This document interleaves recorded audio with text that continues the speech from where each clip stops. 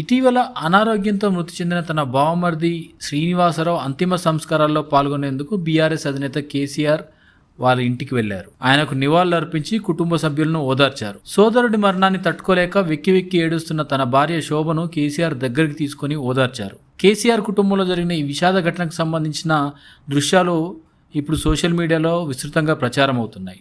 కేసీఆర్ కుటుంబంలో జరిగిన కార్యక్రమం కాబట్టి అందరూ వీడియోను నిశ్చితంగా పరికించి చూడడం సహజం. అందులో 2 దృశ్యాలు ఇప్పుడు నెటిజన్ల దృష్టిని ప్రధానంగా ఆకర్షిస్తున్నాయి. ఒకటి, కుటుంబ కార్యక్రమానికి హాజరైన కేసీఆర్ను తన కన్న కూతురు కవిత అక్కడే ఉండి కూడా పలకరించకపోవడం, పైగా కేసీఆర్ వస్తున్న సూచన గ్రహించి అక్కడి నుంచి పక్కకు తప్పుకోవడం పైన నెటిజన్లు చర్చించుకుంటున్నారు.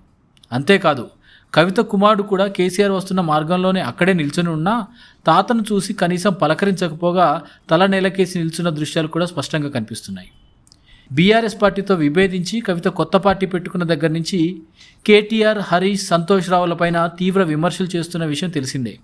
అయినా కన్న తండ్రిని కూడా కవిత పలకరించకపోవడము, పైగా అక్కడి నుంచి తప్పుకున్న దృశ్యాలు చూసిన నెటిజన్లు మాత్రం ఇక ఈ తండ్రి కూతుర్ల సంబంధం మెరుగుపడే అవకాశాలు కనిపించట్లేదు అంటూ చెవులు కోరుకుంటున్నారు.